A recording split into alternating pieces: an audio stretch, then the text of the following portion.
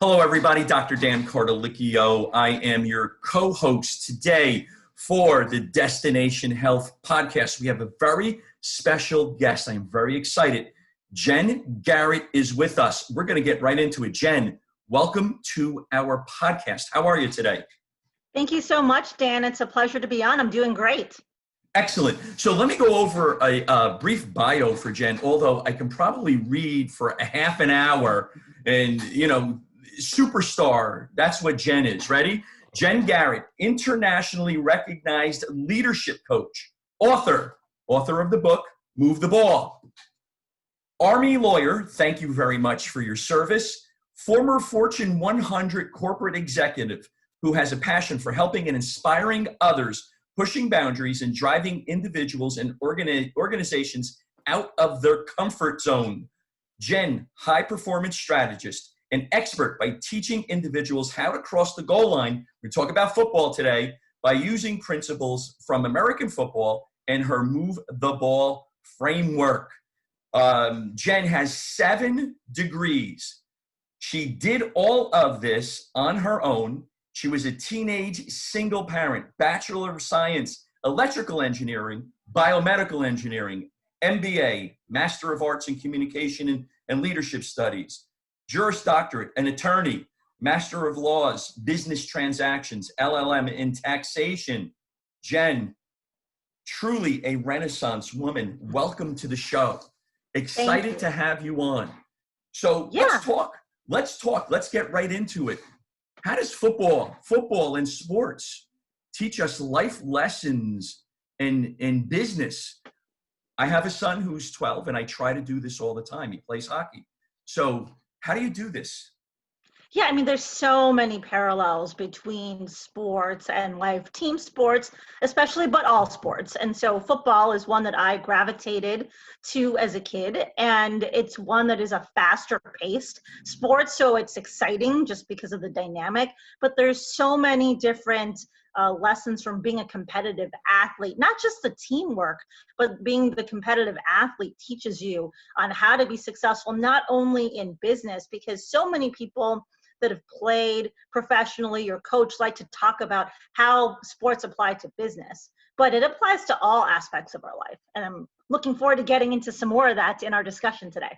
Absolutely. And I think the competitiveness in striving to be better is extremely important. And I think this is what your book is about. So tell us, Move the Ball. What was the inspiration to write Move the Ball?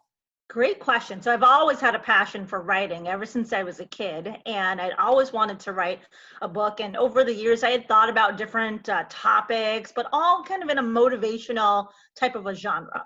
And I'm from Chicago, diehard Chicago Bears fan, and I was at the NFC Championship game between the Chicago Bears and the Green Bay Packers at Soldier Field back in 2011 when I got the inspiration to write the book. There was this moment in the fourth quarter where the Bears were trailing and they had the ball and it was 4th down and they had to go for it. And so the coach at the time, Lovie Smith, takes a timeout. And it was in that moment where I thought about how in our own lives, we have these 4th down moments and we have to decide, are we going to go for it? Are we going to punt? And there's all these factors that go into that decision. And then if we decide to go for it, what play are we going to run? Right. And so just in those 2 minutes that there was that timeout, all of those thoughts popped in my head and I got the inspiration to write the book. So that night, the Bears ended up losing, Packers ended up winning the Super Bowl. And I wrote down all these lessons that I had picked up over the last 25, 30 years on how to be successful by using principles that I've seen players adopt on the field and off the field. And so that's how the book started off. I find that fascinating. I find that interesting. So you're a Chicago Bears fan. I am a New York Giants fan. In the 1980s, they were going at it all the time. They were always in the NFC Championship game. So we're kind of on the opposite ends of the spectrum when it comes to that. But it's all good though. But tell me about some of your 4th down moments in your life.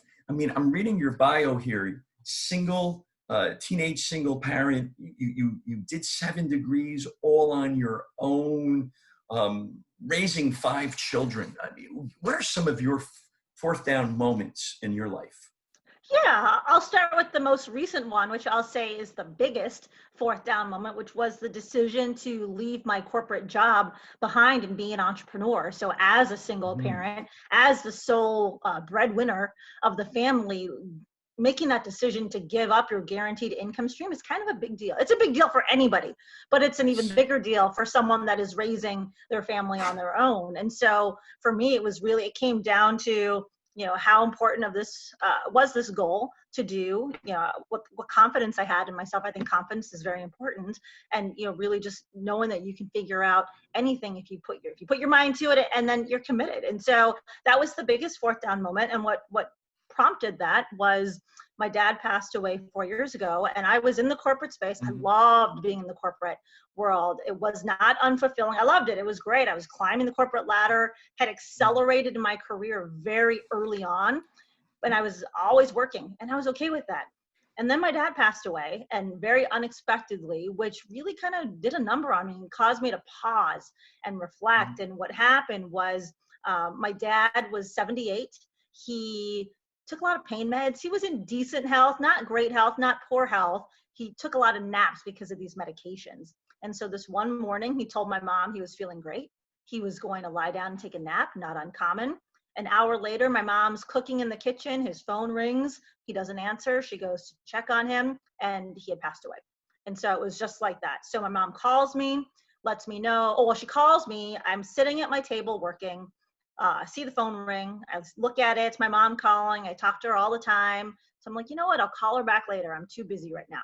And that was the phone call that she was letting me know my dad had passed away. And that always bothered me because my dad used to always tell me how busy I was, just always go, go, go. And I think a lot of people listening to this can relate to how we're so busy in our lives, and we tend to put people and other things that we should be giving attention to on the back burner because we're busy with our career, right? We're trying to hustle and grind all the time, grow our career, make more money, whatever it is. And so that event really made me kind of think about what was important in my life. And I'd published this book, and I'd always thought that was going to be just something I did on the side, speaking in corporate events, but I had my corporate career. And I thought about how when you pass, the world keeps moving, whether you're in it or not. Like, people keep going. Even I've talked to people about Kobe passing and how the world mourned this great athletic icon, but here we are months later, how many people are talking about Kobe, right? So no matter how powerful you are in the world, like, people keep moving. And so I started thinking about what kind of legacy do I want to leave behind versus just climbing the corporate ladder. And so I decided that I really had an opportunity with, I'm taking quite a bit of time on this, but I had a real opportunity. Go right ahead. Go. I mean, our listeners, it's riveting. And I'm sure, I know that our listeners are equally as riveted. Keep going, please. Thank you. But I knew I had an opportunity with what I was doing with my Move the Ball book and the content I was putting out to really help make a difference in people's lives. And so I decided that I was going to one day, I didn't know when that day was going to be yet, but I made the decision that I was going to leave the corporate world behind and really focus on this. So I spent a couple of years kind of learning, getting ready. You don't want to just jump in without knowing things, right? So I did my research and stuff. And so I ended up leaving on November 5th, 2019, which would have been my dad's birthday. So for me, there was no better day to leave. I like to pick dates that have meaning. And so that was the day that I chose to leave it behind. And so to me, that was my biggest fourth down moment. But some other fourth down moments could be taking a new job in an area that you have no prior expertise. In the corporate world, they like to move you around into different leadership positions in areas that may not be ones that you're familiar with before, so that you can grow. So that, that's taking a chance, right? Could be moving as well. I've moved around to different states in my career as well. So you have to decide, is that going to be a good move for my family, for my career? So those are some examples of other ones. Thank you for your personal share. I find that, interesting. I'm sorry to hear about your father passing, and, we kind of live in parallel universes. I lost my father about 11 years ago, and it did have a profound effect on me. And you do look at your children, you do look at life, you do look at your legacy. What are you going to leave behind? And he lived in North Carolina. I'm here in New Jersey. And what you said is very true. You could be a type A personality. You're very driven. and you miss out on a lot at times. And, I was fortunate enough to, when my father was diagnosed with lung cancer, to travel back and forth to North Carolina on a weekly basis. And when he went into hospice, I just said to my partners, I'm going, you run the show. It took him a month. And so I was in North Carolina for a month. Tell me, the Army, why did you join the Army, and how did that help formulate Move the Ball also? Yeah, so I'd always had a desire to serve ever since I was a little kid. My dad served in the Army for a brief period, and I just always had this. I watched a lot of movies that had military themes to it Mhm. when I was a kid, and so I really just wanted to. I enjoyed that, and so I ended up actually going to work right out of college for the Department of the Navy as a federal GS employee. So I got to be around a lot of military programs, which was great. I mean, that's one thing. The military is an industry that is very different than any other one, right? It's not like consumer goods or pharmaceutical. I mean, it's so different in terms of the types of things you're working on, the technologies that you get exposed to. And I loved it. And so, I decided that it'd be great to kind of give back and serve. And so I ended up going in the Army National Guard. So Mhm. I've always been in the National Guard, being a single parent. Wasn't really feasible to go active duty.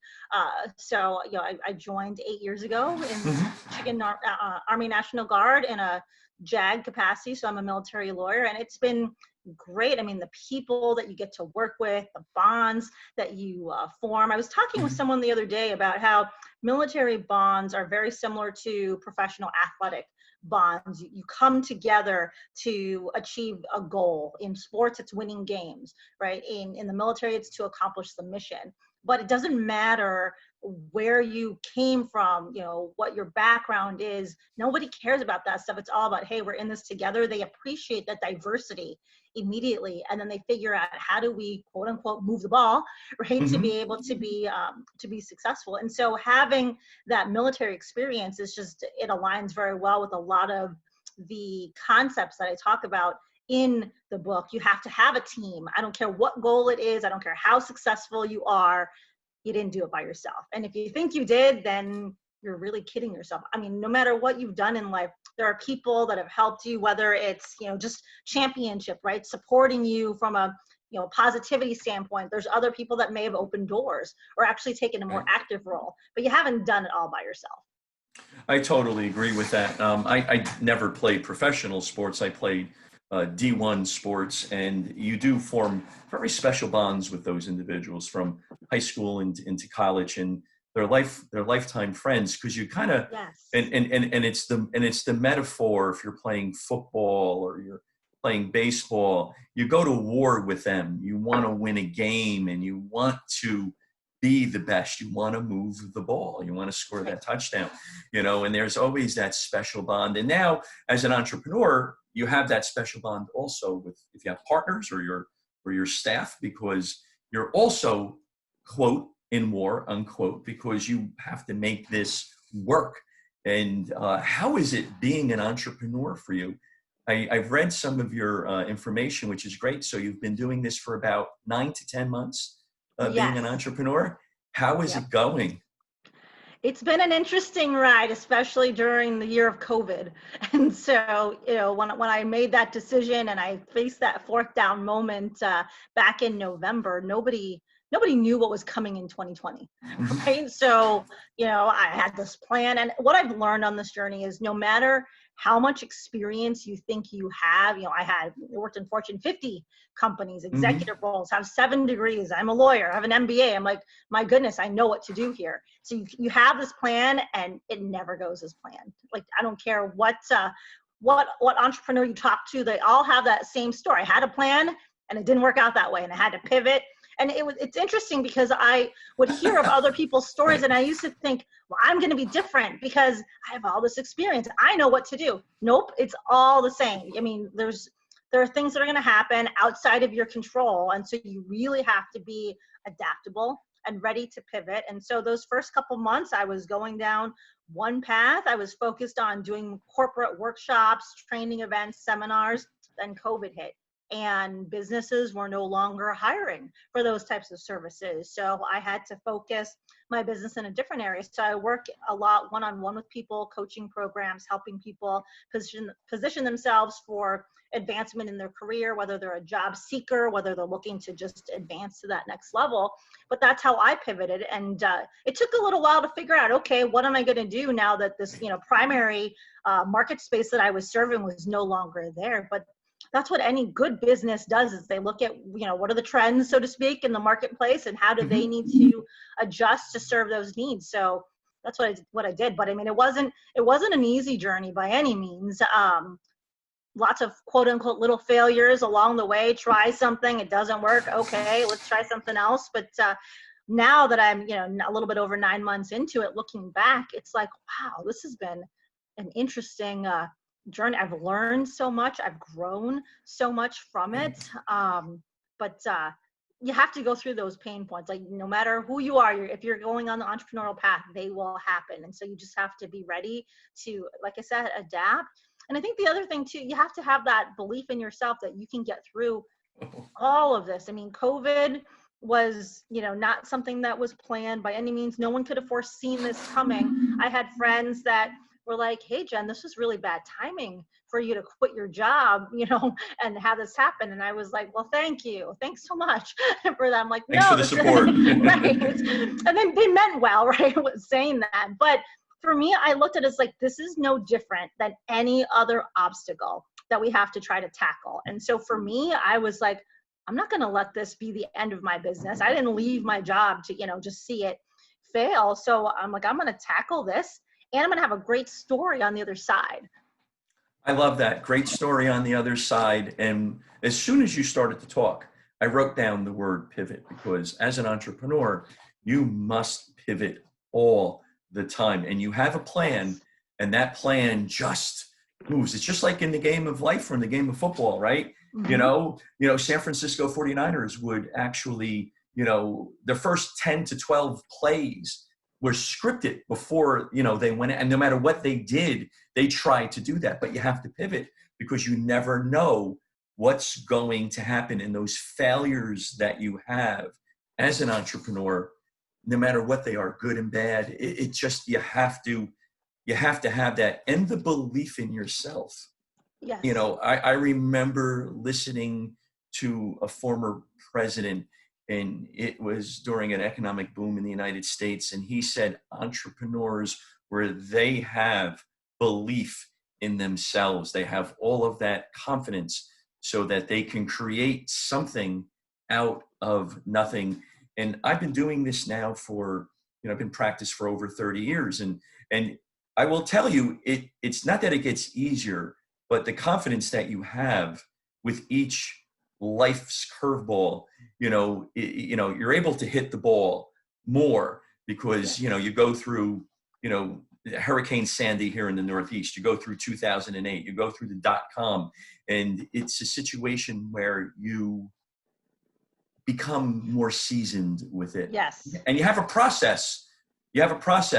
What is your process when you're pivoting, whether or not you're a corporate attorney, or now that you're the entrepreneur? How do you do this? How do you pivot? What's your process?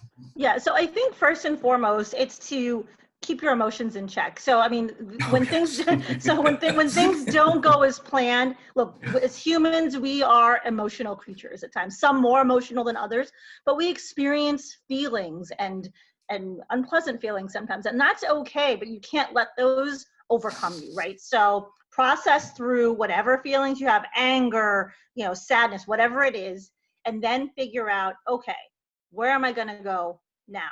But it's always remembering, where am I trying to get to? Like, what's the goal, right? So it's just a different, it's like when you're driving and there's a traffic, an accident or something, and so your GPS reroutes you, but you're still trying to get to that destination. Where are you trying to go? And then figuring out, okay, well, what's an alternate path that I can get to? And if you are unclear on that, use your network, use your team, right, to help you brainstorm ideas and think about, okay, what makes sense? As I was pivoting, it wasn't just like, okay, now what do I do? Let me, figure this out in a bubble on my own. No, I talk to my teammates, I talk to my friends. So leverage other people as a sounding board to help you come up with ideas on what's the next path.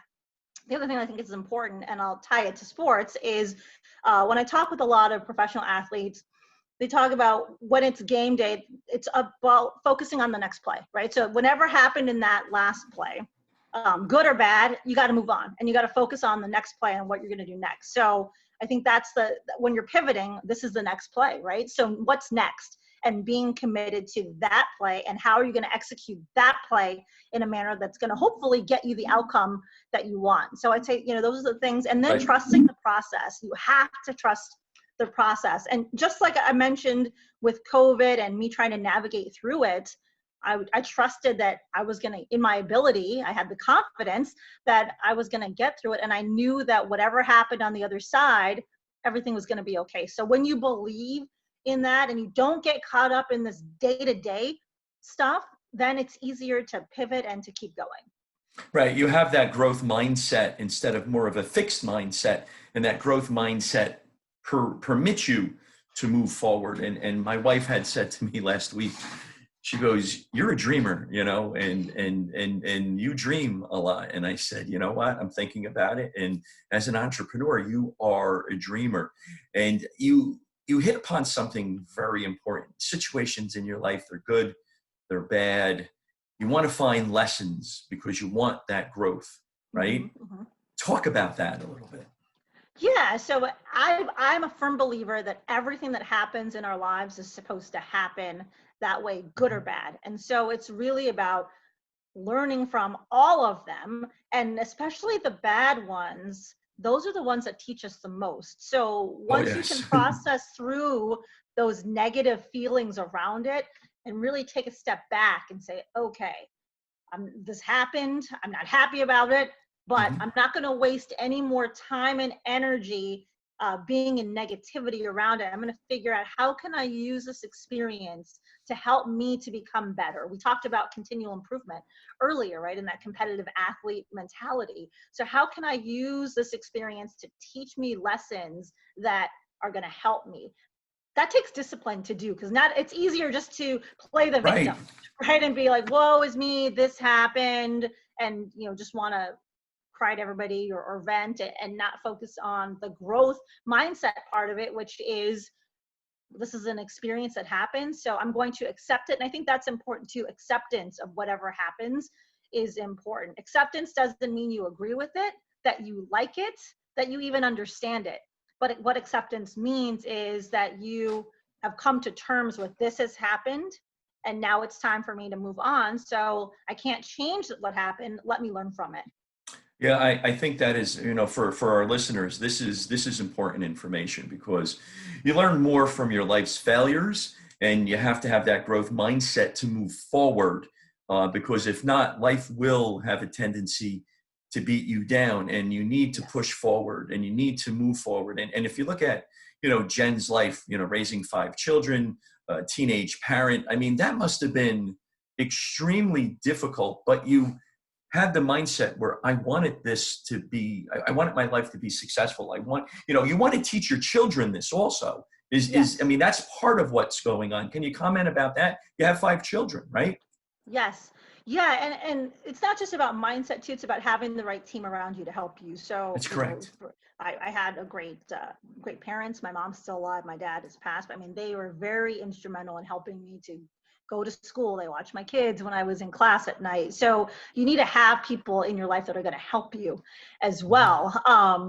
But I think for me with my kids, it's important to instill that you can do anything that you want if you, again, it comes back to that confidence. And confidence doesn't mean that I think this is important. Confidence doesn't mean that you have the answers or that you know everything. What it means is that you believe in your ability to figure it out.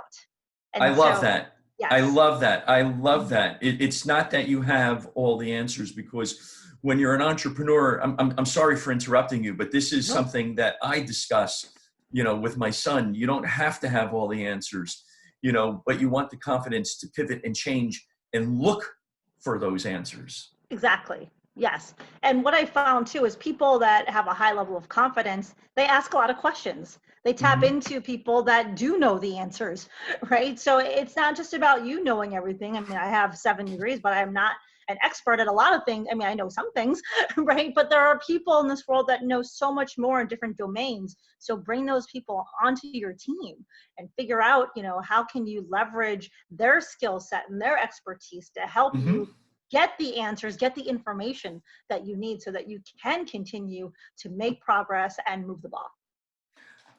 You know what? Moving the ball, it's great.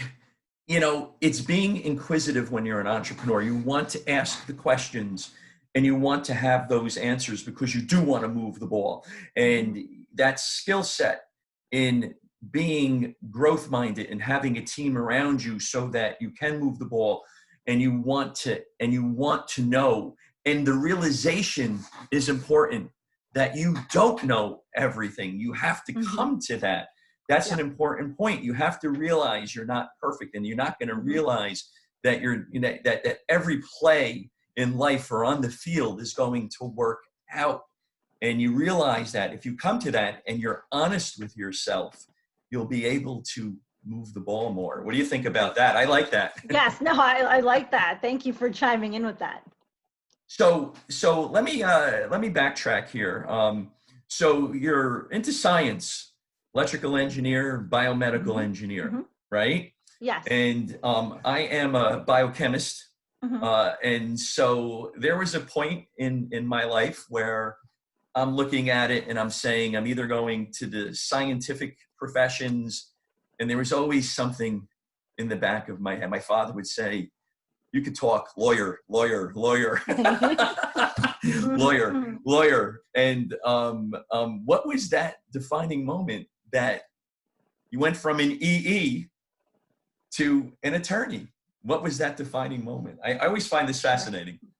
Yeah. I'd always had this interest in the legal profession. When I was in high school, it was called mock trial, and I loved it. But as a kid, I always wanted to be an engineer. My dad was an engineer, and so that was Hmm. kind of my path. And then when I was in undergrad, I got involved in a lot of different organizations on campus. I held 3 club presidencies of engineering organizations Hmm. while I was there, and I really liked that leadership. And so I decided, instead of going down a technical path, because when I had started undergrad, I was like, I'm going to be a PhD in biomedical engineering, like very hardcore science. And then Right. by doing these leadership roles, I was like, oh, maybe I'm going to get an MBA and kind of go that route. And so that was the first step. So after going to engineering school, I got the MBA. But I had 3 kids at the time, and I was like, well, I'm not going to go full time to law school. I have to work. And at the Hmm. time, most law schools were full time. They didn't have part time programs. Right. And I don't know how many there are now. I know there's more, but there were fewer then.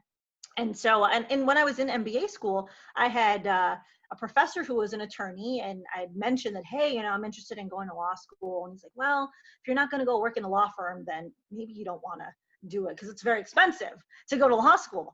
And I was like, oh, yeah, that's a good point. And I made the decision I wasn't going to go work in a law firm just because I had 3 kids already. I Hmm. didn't want to. I wasn't going to work, 80 hours a week, 7 days a week, Hmm. and not see the family. So I went to I was working for Boeing at the time, and Boeing had a fantastic education assistance program, and they paid for law school. So that's Right. why I was like, oh, here's my opportunity. So took the LSAT, went to law school, and I decided that I would use, my legal background more in a corporate function versus going to work for a law firm. But I really enjoy the critical thinking as a scientific type, an engineer where we have analytical minds. And so Yes. I view the profession of law as an extension of that, analytical thinking, the critical thinking. And so I really enjoy that. I am a technical geek at heart, but I do enjoy more of the business stuff and Hmm. kind of looking at the strategic growth of companies versus doing the technical inventing, I guess, so to speak.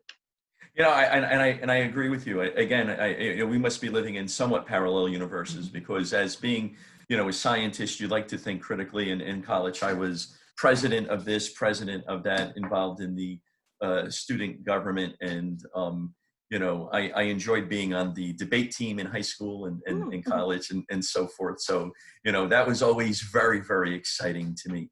Now, with your football and your business expertise, you have an organization, Feel the Push. Tell me about that.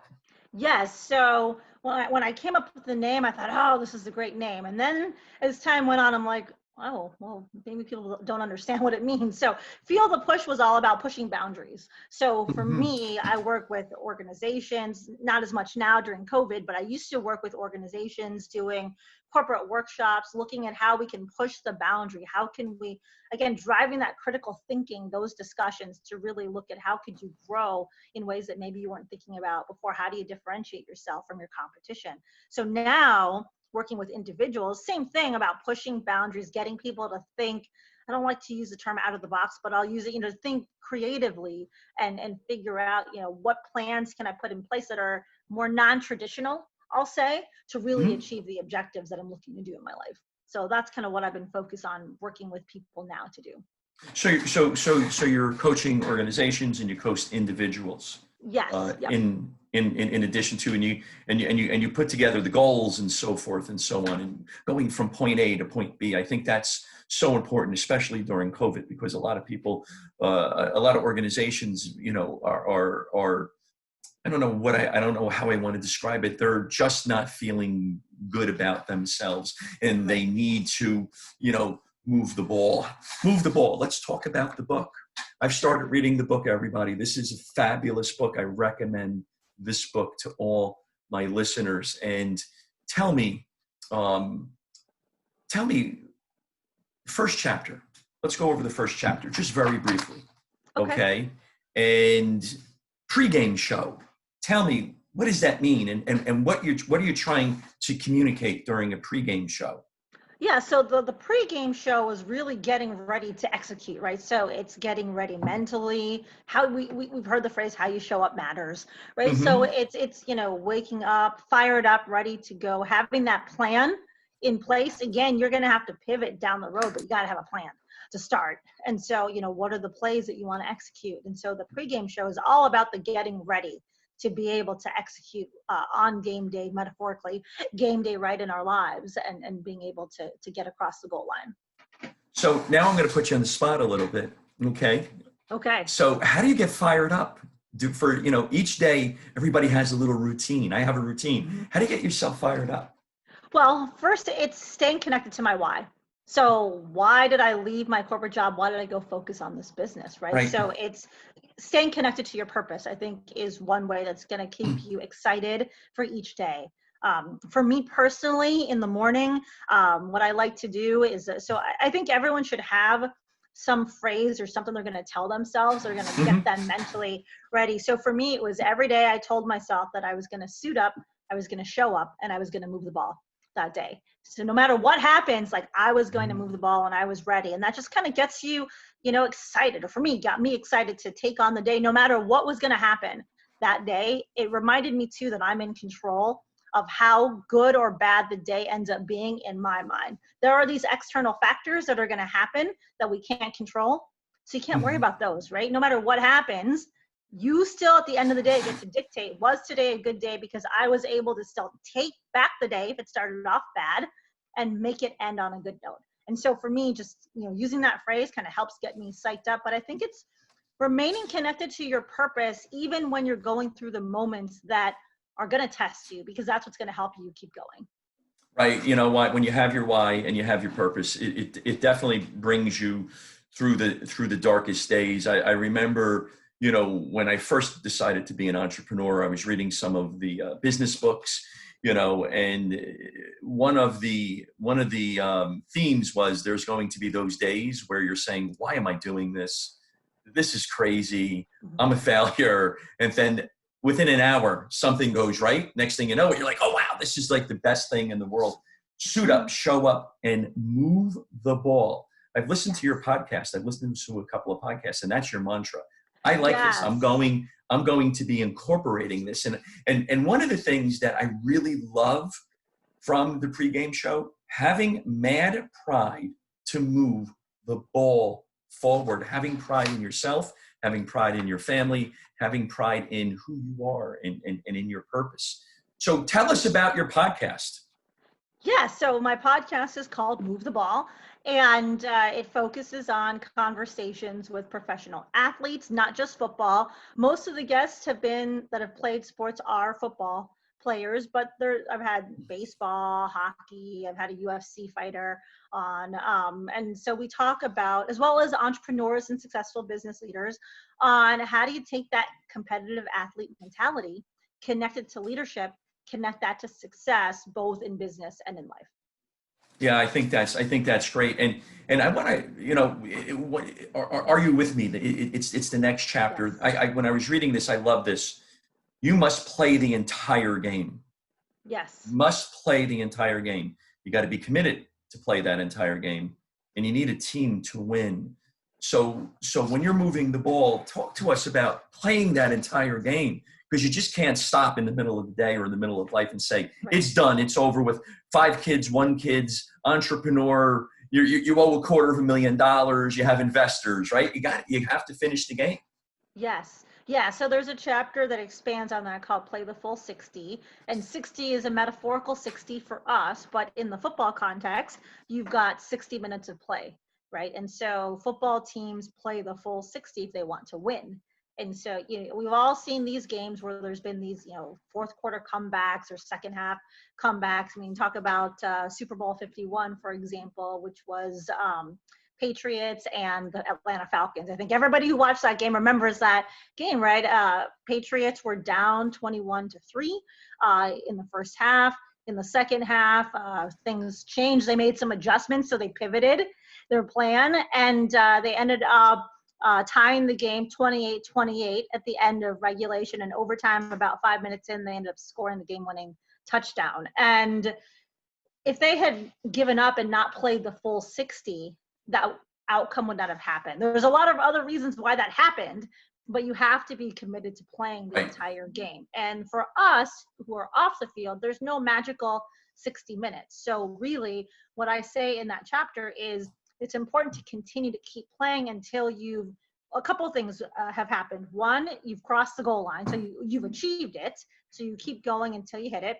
2, until that goal is no longer valid, because sometimes things change in our lives and priorities change. Something that was important to us is not important anymore. So maybe then it's no longer valid. Okay, then you don't need to keep playing that game, right? Focus your time on other things. So, and the third is if you pass away, then obviously then you're not going to be working towards it. But if it's still a goal that's valid for you, then you have to keep playing the game and being committed and figuring out, okay, focus on that next play, right? This one didn't work. What's next? And the beauty is you don't just have 60 minutes too. So you have time, right? You have a lifetime. You have a lifetime. Yes. And you can be anybody, no matter who you are, what you are, where you are in life. You could be in the late 50s, such as I am. And if you wanted to do something, you can move the ball, you can suit up, show up, and you can move the ball. It doesn't matter who you are. Yes. I love that. And you know what, when you bring up that Super Bowl, for me, that was I use that Super Bowl as a learning lesson for my son, because he's sitting next to me. He plays hockey and he likes football a lot too. And so everything was going wrong for the Patriots in the first half. Yes. Everything was wrong. And my son was like, Dad, I don't want the Patriots to win because we're Giants fans. So we don't like New England. So, Right. And so I said, you know what, son? I said, I don't know. I said, Tom Brady, he's never out of the game. He's never out. And let's see what happens on the first couple of series when he comes out. Let's see what they do. And then that first series, he came out and he was on fire. And I looked at him, and we had a bunch of people in the house. And I said to everybody, I said, they won the Super Bowl. And they all looked at me like I was crazy. I said, mark my words. He is going to win the Super Bowl. I can also say Eli Manning did that against him, being a Giants fan. So, you're never out of the game. You're never out of the game. I like that. Right. So you also have a new community for a woman. She's Got Game. Mm-hmm. Okay. And you're launching it September 1st. Tell me about She's Got Game. I think this is important.